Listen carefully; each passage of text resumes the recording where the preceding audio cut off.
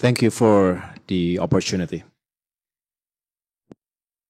Ladies and gentlemen, our session challenges us to define strategic priorities for adaptation and resilient cities in the face of the global climate crisis. Indonesia's experience points to three essentials. But let me start with a clear premise. Building sustainable infrastructure is necessary, but not sufficient. We must also build opportunity. And few investments unlock opportunity more powerfully than housing. Number one, make people first housing, the front line of climate adaptation. Over the past decade, disasters have damaged more than 7 million Indonesian homes. 4 out of 5 due to flooding. Every lost roof risks not just shelter, but also health, livelihoods, and education. That is why adaptation must begin where every day begins, at home. We are developing a national resilient housing roadmap that brings together flood-ready foundations, safer electrical systems, rain harvesting roofs, and nature-based buffers like mangrove belts. Equally important, housing must be well located. Affordable homes must be connected to jobs, schools, and services through a strong focus on transit-oriented development. Adaptation should not push families to the periphery. It should anchor them at the center of opportunity. Number two, pair social justice with climate finance. Our Constitution guarantees every citizen a house with a good and healthy environment. Between 2015 and 2024, national housing programs delivered millions of new and upgraded units. Yet, significant gaps remain, especially in the fast-growing secondary cities, where demand often outpaces delivery.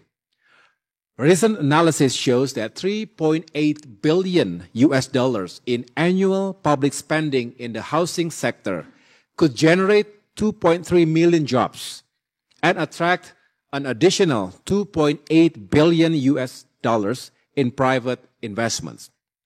At the same time, we must confront a hard truth. Those most vulnerable to climate risk are often the least able to access formal housing finance.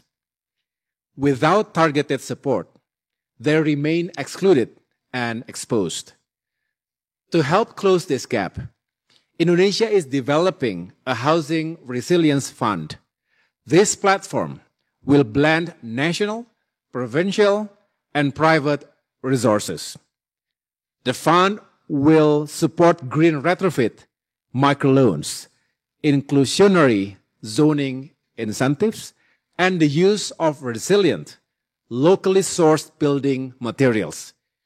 Its priority is clear: to reach the most vulnerable households and ensure that no one is left behind in the green transition. And last but not least, build alliances to scale what works. Public investments alone cannot meet the scale of the challenge. In Indonesia, steady government funding has been amplified through global partnerships. The World Bank has supported BSPS self-help housing subsidy, the Kotaku slum upgrading platform, and large-scale post-disaster reconstruction. The Asian Development Bank has backed pilots in community-led settlement planning, affordable rental housing, and climate-resilient water infrastructure. We now invite the new Development Bank to bring fresh capital, regional insight, and South-South experience and expertise. Across the BRICS, we have an opportunity to align subsidy frameworks, share digital toolkits, and establish common standards that reflect our commitments under the Paris Agreement, the SDGs, and the new urban agenda. In closing, housing must become more than shelter. It must be the front line of urban resilience and the foundation for inclusive growth. This is the core of the strategic urban agenda in a warming world. Indonesia stands ready to work with BRICS partners to scale what works, exchange practical tools, and lead by example in building cities that leave no man behind. Thank you.